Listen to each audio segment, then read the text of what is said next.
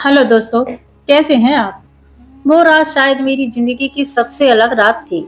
बाहर बारिश हो रही थी और बिजली भी चली गई थी। अंधेरे और सन्नाटे ने मुझे डरा दिया।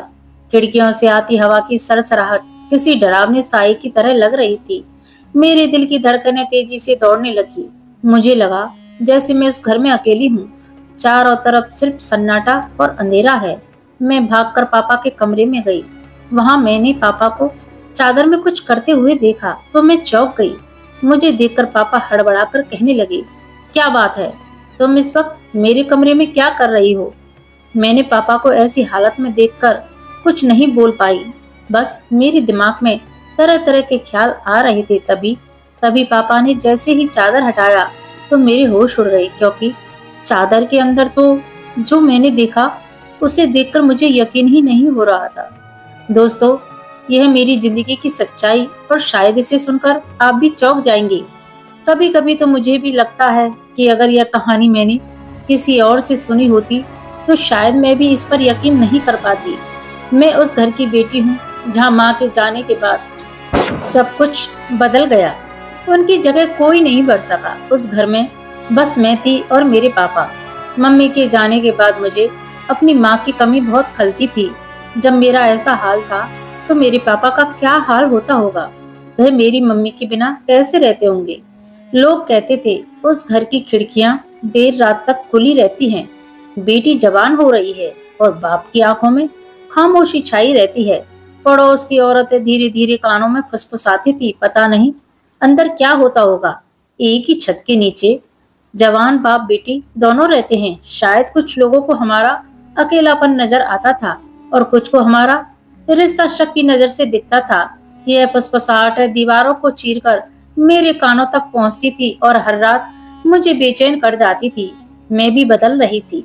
एक मासूम लड़की से एक औरत बन रही थी। मेरे शरीर में आ रहे बदलाव मुझे खुद अजीब लग रहे थे। मेरे शरीर पर ऐसे ऐसे बदलाव आने लगे थे जिन्हें देखकर मैं खुद चौंक रही थी। अगर मेरी माँ होती तो मुझे यह सब बताती। मैं अपने पापा से यह सब कुछ नहीं कह सकती थी।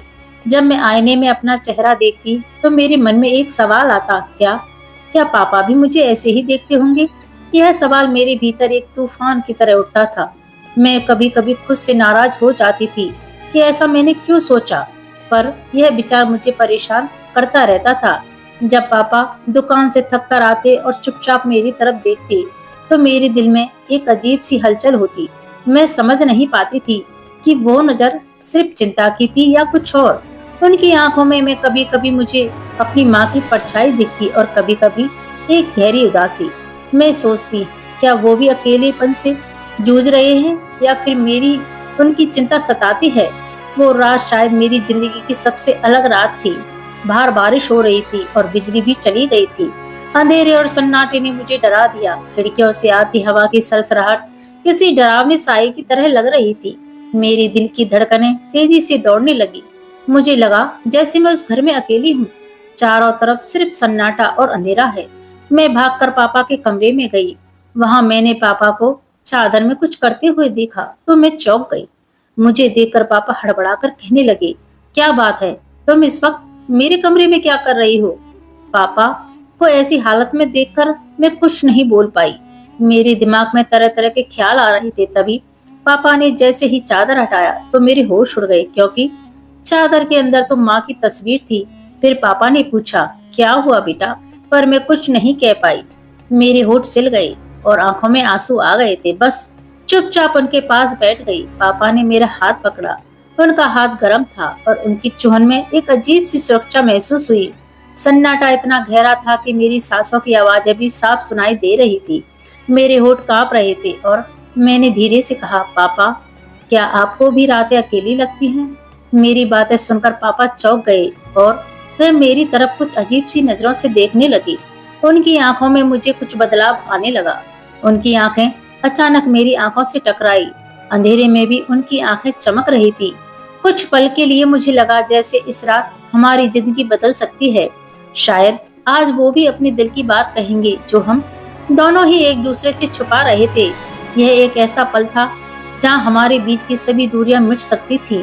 लेकिन तभी पापा ने एक गहरी सांस ली और बोले, बेटा, दुनिया चाहे जो भी सोचे, पर तेरे पापा की नजर कभी गलत नहीं हो सकती। तू मेरी बेटी है, मेरी जान है। हाँ, अकेलापन है, पर तू ही मेरी ताकत है। उनकी आवाज में वो दर्द, वो प्यार था जिसे मैं बरसों से महसूस कर रही थी, पर सुन नहीं पाई थी। उन्होंने मुझे अपनी बाहों में भर लिया और मेरे सिर को सहलाने लगे। जब तक मैं हूँ, तुझे किसी बात से डरने की जरूरत नहीं है। इसके बाद उन्होंने मुझे अपनी गोद में सुला लिया। मैं उनके सीने से लगकर सो गई, जैसे एक छोटा बच्चा अपनी माँ की गोद में सोता है। उनकी सांसों की आवाज मुझे एक लोरी की तरह लग रही थी और मैं सुरक्षित महसूस कर रही थी।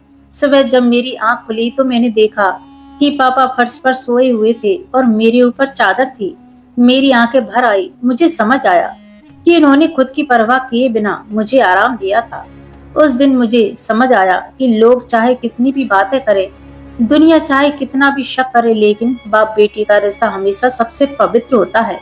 पापा मेरे लिए सिर्फ मेरे पापा नहीं, बल्कि मेरे भगवान हैं, जिन्होंने माँ के जाने के बाद भी मुझे कभी अकेला नहीं होने दिया। उनका प्यार, उनकी चिंता और उनकी खामोशियां ही मेरी दुनिया थी।